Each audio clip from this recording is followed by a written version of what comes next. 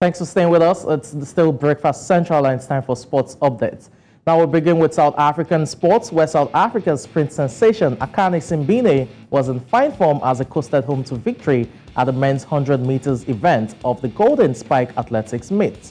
Simbine won in a time of 9.98 seconds ahead of Italy's Samuele Ceccarelli in 10.15 seconds, while Canada's Olympic 200 meters champion Andre De Grasse rounded out the podium in third place with a season's best of 10.21 seconds.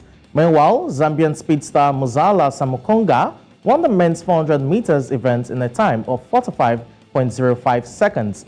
Ethiopia's Lamecha Girma, the world record holder in the 3,000 meters steeplechase, won the 1,500 meters in a personal best of 3 minutes 33.15 seconds. Here he is there in lane 5. You can see he's only got the man, Gilles Biron from France, outside him at that moment. But look inside now. Here's Vernon Norwood. Vernon Norwood has gone a lot steadier through that first 200 meters.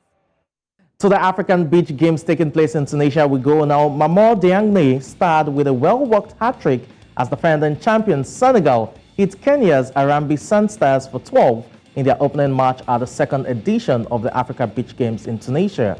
Raoul Mendy, Diane, Serene Makta Koite were among the goal scorers for Senegal, while Kenyan skipper Farid Bwana scored the team's consolation goal. Kenya will now switch their attention to a vital second group match against neighbors Tanzania on Wednesday morning, a game they must win to keep their knockout hopes alive. To the Under-23 African Cup of Nations we go in terms of results. You had Guinea spanking Congo by 3-1 to ensure that they keep their semi-final hopes alive, while for Morocco, they sealed a semi-final berth courtesy of a 5-1 thrashing of Ghana. Away from that, still talking football matters. Former Zambian national team midfielder Rainford Calabar has announced his retirement from active football. The 2012 African Cup of Nations winner has since been offered a job to be part of the TP Mazembe technical team. Calabar won several honors during his playing days, such as the Zambian League and Cup with Zesco United, as well as 5 Lena Foot titles, including the 2015 CAF Champions League title, 2011 and 2016 CAF Super Cup, as well as the 2016 CAF Confederation Cup.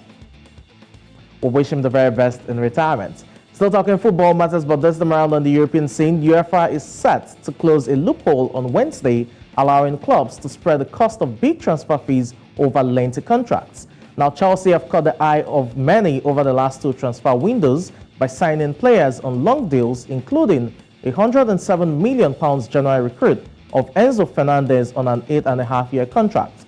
The Blues have done so in order to spread the cost of the transfer fee over a greater period of time, as well as comply with UEFA's financial regulations, something which is currently permitted. However, it is understood that UEFA's executive committee will update the regulations when it meets on Wednesday. It is expected that there will be no limit on the length of a contract, but the cost of any transfer fee will have to be spread over a maximum of 5 years. Still talking football matters on the international scene, Real Madrid manager Carlo Ancelotti has settled a high court dispute with his former club, Everton Football Club of England. Now, court records showed that the Italian was suing Everton, who he managed between December 2019 and June 2021. The claim related to general commercial contracts and agreements, but the listing gave no other details.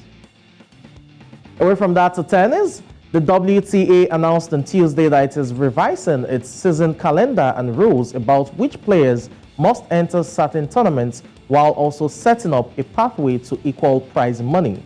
The plan is to have matching payouts across all rounds of singles at the joint WTA ATP 1500 events, the 2 levels right below the 4 slams by 2027, and to make sure that single-week WTA only 1500 events that are being played at the same time but at different sites as their ATP only 1500 equivalents are offering the same money as those of their counterparts by 2033.